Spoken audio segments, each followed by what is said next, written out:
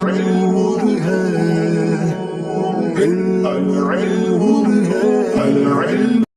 اللہ الرحمن الرحیم۔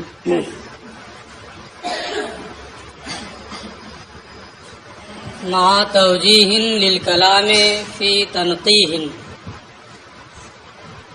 و تنبیہ علی المرام فی توضیح و تحقیق للمسائل غب تقریر۔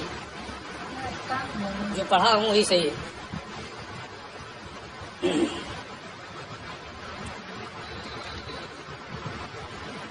علامہ تفتازانی رحمۃ اللہ تعالی علیہ نے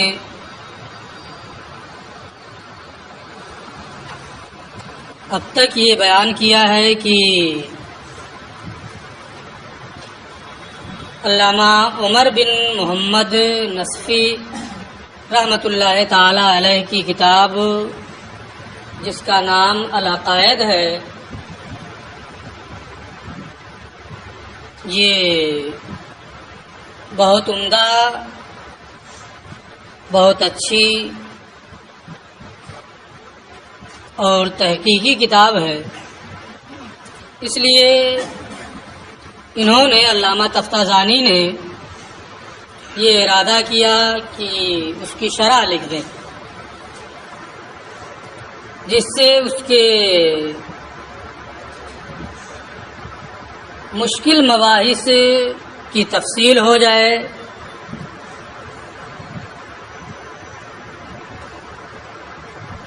اور اس کے مخفی گوشے ظاہر ہو جائیں۔ ساتھ ہی ساتھ یہ اور بھی اپنی شرح میں دوسرے کام بھی کریں گے جن کی یہ خود ہی وضاحت کر رہے ہیں کہ دوران شرح اور کون کون سے کام اس میں ہوں گے۔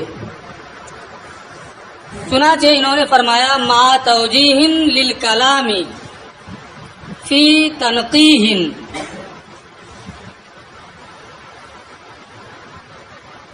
تحقیق کے ساتھ ساتھ کلام کی توجیہ۔ توجیہ کہتے ہیں کہ کلام کو مطلوب کی جانب، مقصد کی جانب پھیرنا۔ ایک دوسرا معنی توجیہ کا ہوتا ہے کہ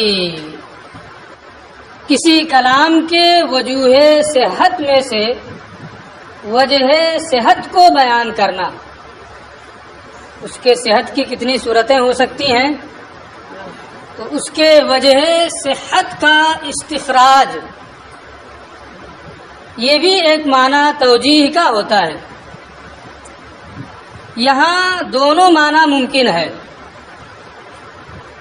کلام کو مطلوب کی جانب پھیرنا یعنی تحقیق کے ساتھ ساتھ ماتن کے کلام کو ان کے مقصد کی جانب پھیرنا، کیا مراد ہے، کیا مقصد ہے، اس کو بیان کرنا۔ دوسری صورت کی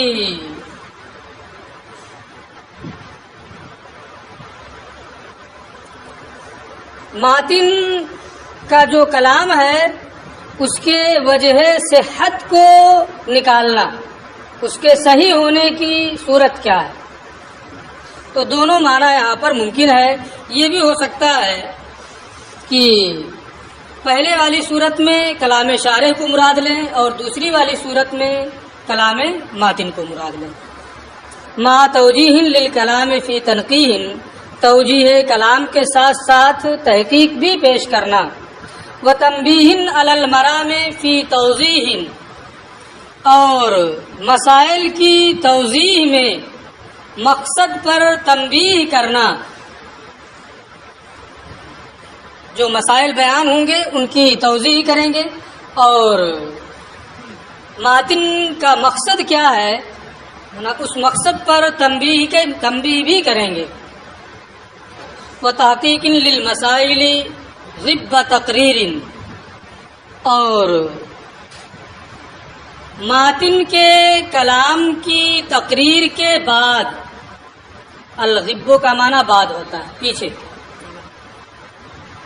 ماتن کے کلام کی تقریر کے بعد علم کلام کے مسائل کی تحقیق پیش کرنا۔ ماتن کا جو کلام ہے اس کلام کو پیش کریں گے، اس کے بعد میں اگر مسائل کے تحقیق کی حاجت ہوگی تو اس کی تحقیق بھی پیش کریں گے۔ ایک معنی تقریر کا یہ ہے، لیکن آپ شرح عقائد پڑھیں گے تو آپ کو جا بجا یہ چیز ملے گی کہ علامہ تفتازانی رحمۃ اللہ تعالی علیہ نے علامہ عمر بن محمد نصفی کے کلام کے ساتھ دوسرے علماء متکلمین کے بھی اقوال پیش کیے ہیں اور پھر ان پر اپنا فیصلہ بھی سنایا ہے، اپنی تحقیق بھی پیش کی ہے۔ تو یہاں تقریر کا جو معنی ہے وہ دونوں معنی ہو سکتا ہے، کلام مصنف کی تقریر کے بعد، یا مصنف اور دوسرے علماء متکلمین کے کلام کی تقریر کے بعد مسائل علم کلام کی تحقیق پیش کرنا۔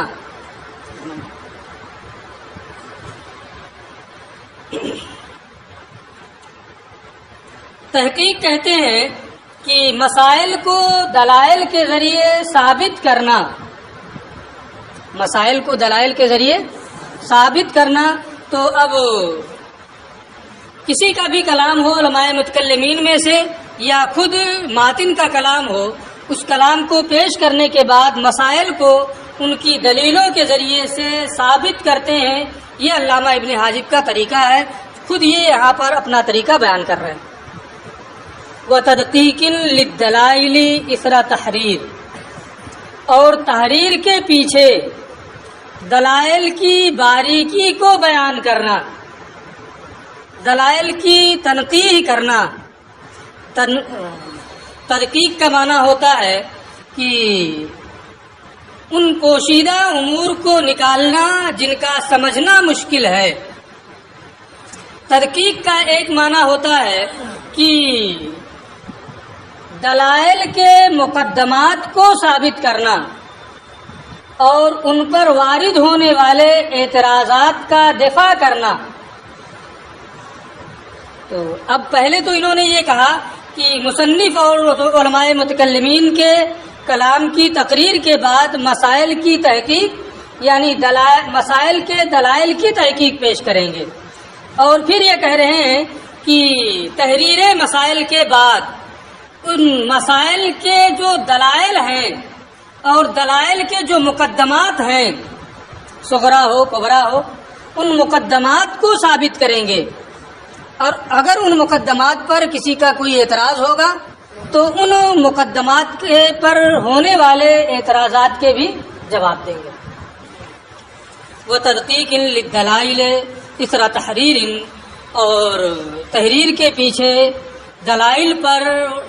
دلائل کے مقدمات پر وارد ہونے والے اعتراضات کا دفاع اور ان دلائل کے مقدمات کا اثبات۔ وتفسیر للمقاصد بعد تمہید، اور تمہید کے بعد مقاصد کی تفسیر کرنا۔ تمہید کا لفظ آپ بار بار سنتے ہیں، پڑھتے بھی رہتے ہیں کہ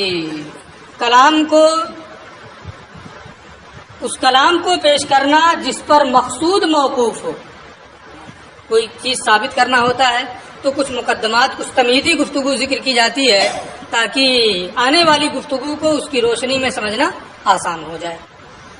وہ تفسیر للمقاصد، اور مقاصد علم کلام کی تفسیر پیش کرنا تمہیدی گفتگو کے بعد تاکہ ان مقاصد کا سمجھنا آسان ہو جائے۔ وہ تکثیر للفوائد مع تجرید، تجرید حشو و زوائد سے پاک کرنے کے ساتھ مزید بہت سے فوائد ذکر کرنا، یعنی بہت طویل نہیں کریں گے، حشو و زوائد سے پاک مزید فوائد کو بیان کریں گے۔ تاوین کشہل مقالے عن الاطالة والاملال. تعوین کا معنی لپیٹنا بار بار آ چکا ہے. کشف کا معنی بازو، اس سے مراد اعراض کرنا ہے. بازو بچا کے کوئی نکل جاتا ہے تو آپ خود ہی کہتے ہیں بہت بے رخا، یعنی اعراض کرتا ہے، توجہ نہیں دیتا ہے.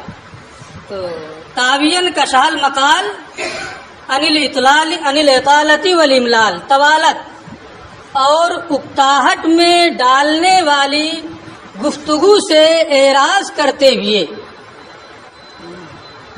ایسی گفتگو نہیں کریں گے کہ آپ کو یہ لگے کہ بات بہت طویل ہو گئی یا آپ گھٹن محسوس کرنے لگیں. متجافین عن طرف الاقتصاد الاتناب والاخلال. اس میں اعراب کی کئی صورتیں ہیں، ایک صورت وہ بھی ہے جو میں پڑھ رہا ہوں.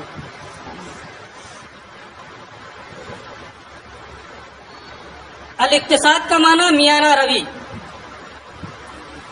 میانہ روی کے دونوں طرفوں اتناب اور اخلال سے کنارہ کشی اختیار کرتے ہوئے. ایک ہے کہ درمیانی گفتگو کی جائے اور ایک یہ ہے کہ بہت طویل گفتگو کی جائے کہ سننے والا یہ سوچنے پر مجبور ہو جائے کہ اب بند کر دیتے تو اچھا تھا، ہے نا. اور ایک یہ ہے کہ اتنی مختصر گفتگو کی جائے کہ سامنے والا سمجھ ہی نہ پائے. یہ کہتے ہیں کہ نہ میں اتنی طویل گفتگو کروں گا کہ آپ گھبرا جائیں، نہ گفتگو اتنی مختصر ہوگی کہ آپ کے سمجھ میں نہ آئے، بلکہ میانہ روی کے دونوں طرفوں سے میں کنارہ کشی کروں گا. اتناب کو بھی اختیار نہیں کروں گا اور اخلال کو بھی اختیار نہیں کروں گا. درمیانی طریقہ جو ہے نا اقتصاد کا، اسی کے مطابق ہماری گفتگو ہوگی. اتناب کہتے ہیں کہ معنی مراد کو زائد الفاظ کے ذریعے سے بیان کرنا، جو زائد الفاظ نا کسی فائدے کے لیے ہوں. یہاں یہ معنی مراد نہیں ہے، بلکہ یہاں اتناب کا معنی یہ ہے کہ بے مقصد طویل گفتگو کرنا. اقتصاد کے دونوں طرفوں اتناب اور اخلال سے کنارہ کشی اختیار کرتے ہوئے. واللہ الہادی الی سبیل الرشاد، اور اللہ ہدایت دینے والا ہے ہدایت کے سیدھے راستے کی جانب.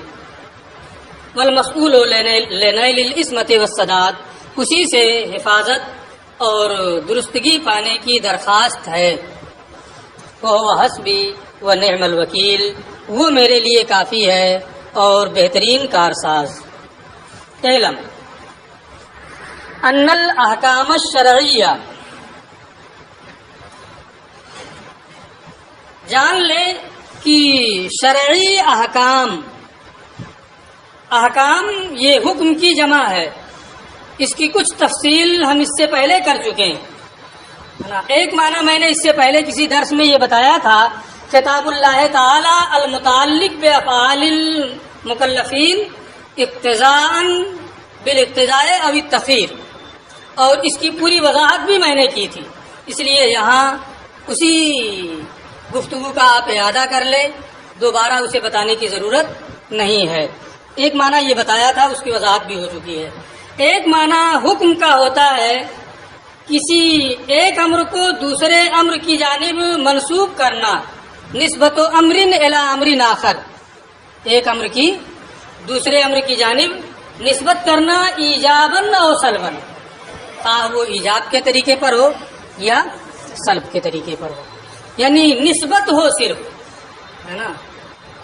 اور ایک ہے ادراک نسبت. حکم کا ایک معنی ہے اسی نسبت کا ادراک، اس نسبت کی تصدیق. تین معنی ہو گئے. ایک نسبت و امرن الی امرن آخر، ایجاباً و سلباً، ایک امر کی دوسرے امر کی جانب ایجاب یا سلب کے طریقے پر نسبت کرنا. جیسے زکوٰۃ الفطر واجبۃ، صوم رمضان فرض. ایک امر کی دوسرے امر کی جانب ایجاب یا سلب کے طریقے پر نسبت کرنا حکم کا ایک معنی یہ ہے.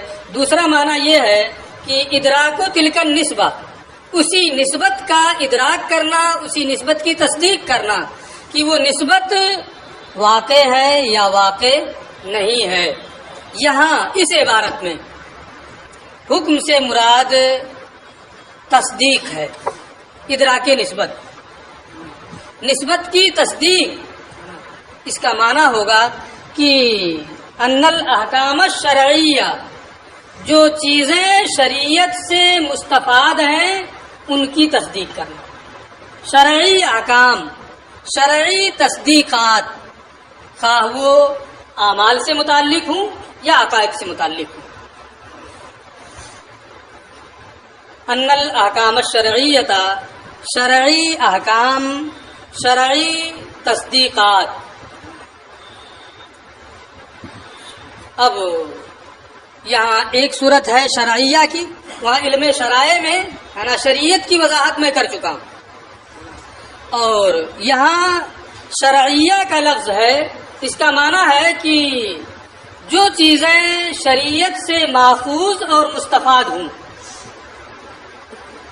خواہ وہ شریعت پر موقوف ہوں یا شریعت پر موقوف نہ ہو۔ شریعت پر وہ موقوف ہوں، جیسے اجماع حجت ہے، نماز فرض ہے، یہ شریعت سے ماخوذ اور مستفاد ہیں، اور یہ شریعت پر موقوف بھی ہیں۔ دوسری صورت شریعت پر وہ موقوف نہ ہوں، جیسے واجب تعالیٰ کا وجود، اس کی وحدت، یہ چیزیں شریعت پر موقوف نہیں ہیں، عقل سے بھی یہ چیزیں ثابت ہیں اور عقل ان کے اس بات میں کافی ہے۔ البتہ شریعت کی مدد لینا یہ ان کے قابل شمار ہونے کے لیے ضروری ہے۔ اعلم ان الاحکام الشرعیہ، آپ جان لیں کہ شرعی احکام یعنی شریعت سے جو چیزیں ماخوذ اور مستفاد ہیں، چاہے وہ شریعت پر موقوف ہوں جیسے اجماع کا حجت ہونا وغیرہ، یا شریعت پر موقوف نہ ہوں جیسے واجب کا وجود اور اس کی وحدت وغیرہ، ان چیزوں کی تصدیق، تصدیقات شرعیہ،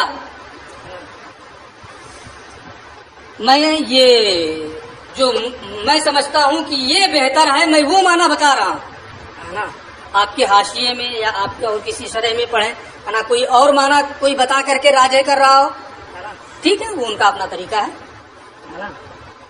میں جو سمجھ رہا ہوں کہ یہ راجح ہے نا، میں اس معنی کی یہاں پر اس معنی کو بیان کر رہا ہوں۔ آپ جان لیں کہ شرعی احکام، یہ سمجھ میں بات آ گئی، شرعی احکام سے کیا مراد ہے؟ شرعی تصدیقات کبھی یہ کیا نام ہے اعمال سے متعلق ہوں گے اور کبھی اعتقاد سے متعلق ہوں گے، اس میں دونوں صورتیں ہیں، اسی لیے میں نے تقسیم کر دی کہ خواہ وہ شریعت پر موقوف ہوں یا موقوف نہ ہوں۔ منہا، ان میں سے کچھ وہ ہیں ما یتعلق بکیفیت العمل، جن کا تعلق کیفیت عمل سے ہوتا ہے۔ یہاں العمل میں الف لام عہد کے لیے، بکیفیت العباد، کیا نام، بکیفیت عمل العباد، جو بندوں کے عمل کی کیفیت سے متعلق ہوتا ہے۔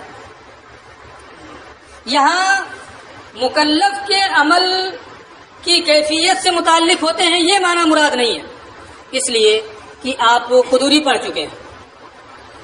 کیا اس میں فقہ میں صرف مکلف کے احکام بیان کیے جاتے ہیں؟ حجر کا بیان اس میں نہیں پڑھے ہیں؟ حجر سمجھ رہے ہیں نا؟ نہیں سمجھ رہے ہیں تو سمجھ لیجئے گا، قدوری تو پڑھ ہی چکے ہیں۔ ماتوع کا بیان اس میں آتا ہے کہ نہیں؟ بچے سے متعلق احکام آتے ہیں کہ نہیں؟ یہ ساری مجنون سے متعلق احکام آتے ہیں کہ نہیں؟ آتے ہیں۔ یہ سب مکلف ہیں، نہ مجنون مکلف ہے نہ سبھی مکلف ہے، مہجور تو مہجور ہوتا ہی ہے نا۔ حجر کی کئی صورتیں ہیں، اس میں آپ پڑھ چکے ہیں۔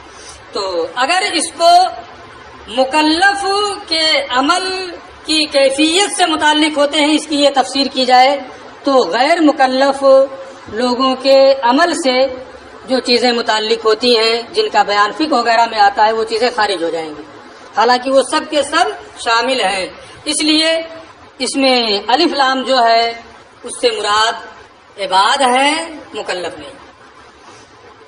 ما يتعلق بکیفیت العمل، جو شرعی تصدیقات ان میں سے کچھ وہ ہیں جو بندوں کے کیفیت عمل سے متعلق ہوتے ہیں۔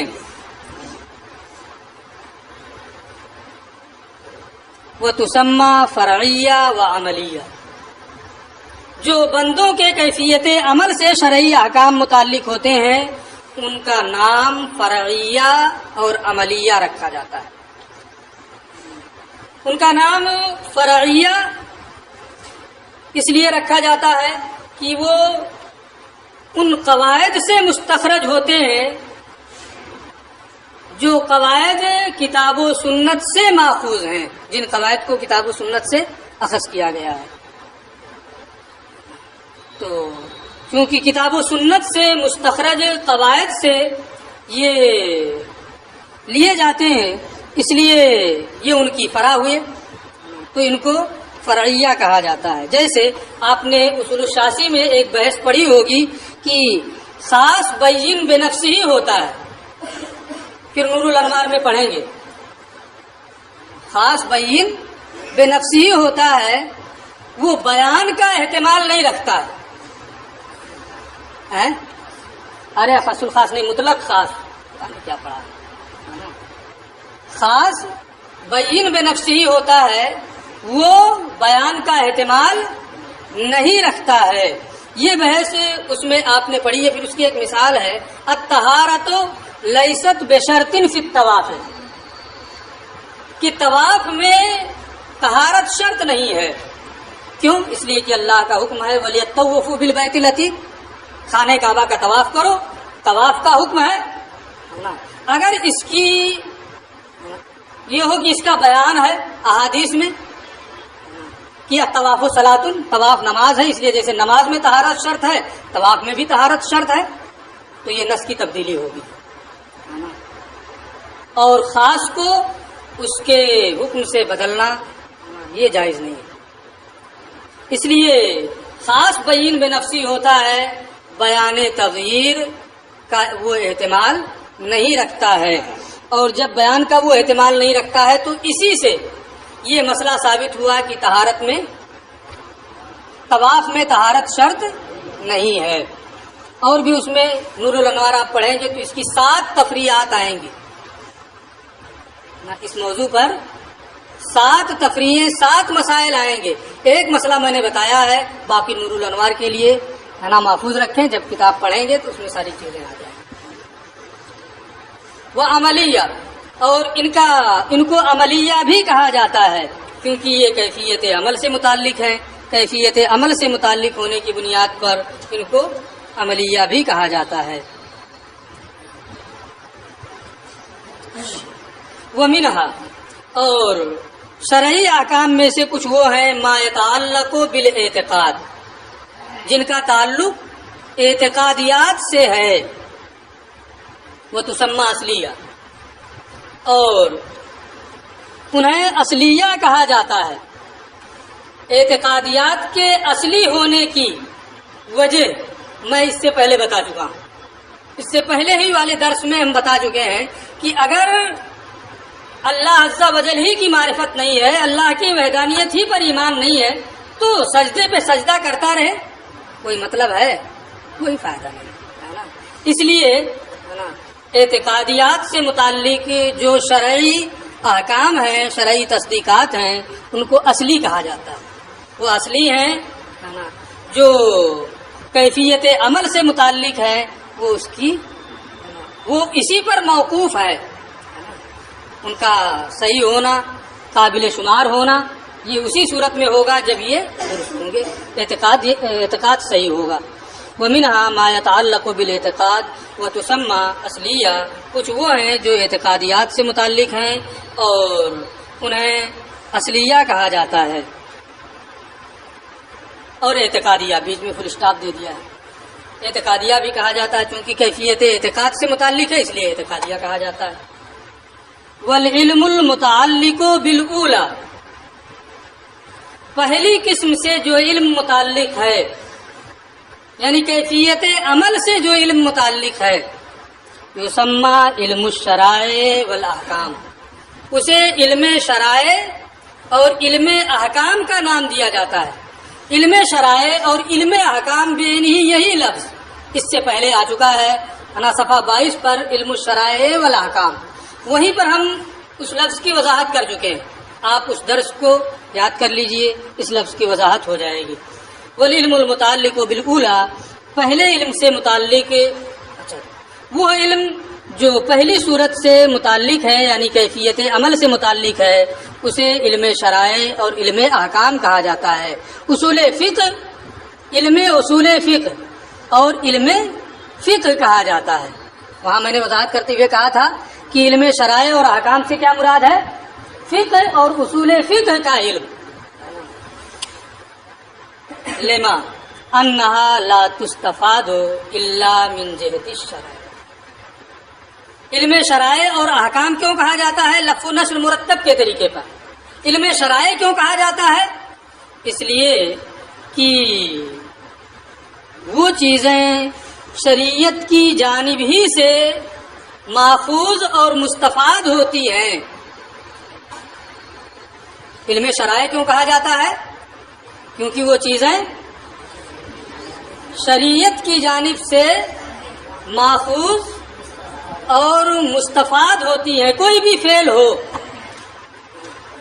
وہ شریعت کی جانب سے ماخوذ اور مستفاد ہوتا ہے۔ یہ بہت تفصیلی بحث ہے۔ کسی فعل کا حسن ہونا، کسی فعل کا قبیح ہونا، کیا یہ شریعت ہی کی جانب سے ماخوذ ہے یا عقل کا بھی اس میں دخل ہے؟ اس میں پہلی چیز تو یہ ہے کہ حسن فعل، کسی فعل کا حسن ہونا اور کسی فعل کا قبیح ہونا، اس معنی کر کے کہ وہ صفت کمال ہے یا صفت نقصان ہے۔ جیسے علم یہ صفت کمال ہے، جہل یہ صفت نقصان ہے۔ تو حسن فعل، قبح فعل، وہی معنی کہ وہ صفت کمال یا صفت نقصان ہے۔ ہمارا اور معتزلہ کا اتفاق ہے کہ یہ عقلی ہے۔ ہمارا اور معتزلہ کا اتفاق ہے کہ یہ کیا ہے؟ عقلی ہے۔ حسن فعل اور قبح فعل وہی معنی کہ وہ دنیاوی مقصد کے موافق ہے، یا وہی معنی کہ وہ دنیاوی مقصد کے مخالف ہے۔ جیسے بہادر ہونا، بزدل ہونا، پہلا دنیاوی مقصد کے موافق، دوسرا مخالف ہے نا۔ اس میں بھی ہمارا اور معتزلہ کا اتفاق ہے کہ یہ کیا ہے؟ عقلی ہے۔ حسن فعل وہی معنی کہ اس کا کرنے والا مدح و ثواب کا مستحق ہو، ثواب ملے، کہا جائے کہ اچھا کام کیا ہے۔ قبح فعل وہی معنی کہ اس کا کرنے والا ذم و عقاب کا مستحق ہو۔ تین صورتیں ہو گئی نا۔ اسی تیسری صورت میں ہمارا اور معتزلہ کا اختلاف ہے۔ اس تیسری صورت میں ہمارا اور معتزلہ کا اختلاف ہے۔ ہم یہ کہتے ہیں کہ وہ شرعی ہے، شریعت کی جانب سے ماخوذ ہے، وہی چیز ہے۔ یہاں جو یہ بتا رہے ہیں کیونکہ وہ شریعت کی جانب سے مستفاد ہوتے ہیں۔ کون سی مراد ہے؟ حسن فعل، قبح فعل ہے نا، وہی معنی کہ وہ اس کا کرنے والا مدح و ثواب یا ذم و عقاب کا مستحق ہو۔ یہ ہمارے اشاعرہ کے نزدیک، ہمارے نزدیک شرعی ہے، شریعت کی جانب سے اس کا حسن اور اس کا قبح ہے۔ اللہ حکیم ہے، اس نے جس کا حکم دیا اس میں حسن ہے اور جس سے منع کیا اس میں قبح ہے۔ ٹھیک ہے۔ معتزلہ کہتے ہیں کہ وہ بھی عقلی ہے۔ کیا کہتے ہیں؟ وہ بھی عقلی ہے، شریعت کی جانب سے ماخوذ نہیں ہے۔ جیسے کفر ہے، ایمان ہے، زنا ہے، تمام چیزیں ہے نا۔ بہت ساری مثالیں ہیں، مثال دیں گے تو مثالیں دیتے رہ جائیں گے، گھنٹے لگ گئے ہے نا۔ تو وہ کہتے ہیں کہ یہ بھی عقلی ہے۔ اگر شریعت نہ بھی ہوتی، اللہ حکم نہ بھی دیتا، تو بھی جو چیزیں حسن ہیں حسن رہتی، جو چیزیں کبھی ہیں کبھی رہتی، اور اس کا کرنے والا مستحق کے مدح و ثواب یا مستحق کے ذم و عقاب ہوتا ہے۔ بلکہ وہ لوگ یہاں تک کہتے ہیں کہ اللہ پر واجب ہے کہ اسی کا حکم دیتا ہے، اور ہمارے علماء یہ فرماتے ہیں کہ ان میں جو حسن اور قبح ہے یہ شرعی ہے، اللہ نے جس کا حکم دیا اس میں حسن، جس سے منع کیا اس میں قبح، اور اللہ پر لازم نہیں ہے کہ اسی کا حکم دے۔ یہ ساری بحثیں ہیں۔ تو اختلاف ہمارا اور معتزلہ کا اسی تیسری صورت میں ہے، اسی کو یہاں انہوں نے بیان کیا ہے کہ علم شرائع انہیں کہا جاتا ہے کیونکہ وہ شریعت کی جانب سے محفوظ اور مستفاد ہوتے ہیں، اور علم احکام کہا جاتا ہے کیونکہ جب احکام کا لفظ بولا جاتا ہے تو ذہن انہی مسائل کی جانب سبقت کرتا ہے، ذہن کا تبادل جیسے کہتے ہیں یہ حکم ہے نا، تو ذہن کا تبادل فقہ کے مسائل، اصول فقہ کے مسائل کی جانب ہوتا ہے، اس لیے اسے علم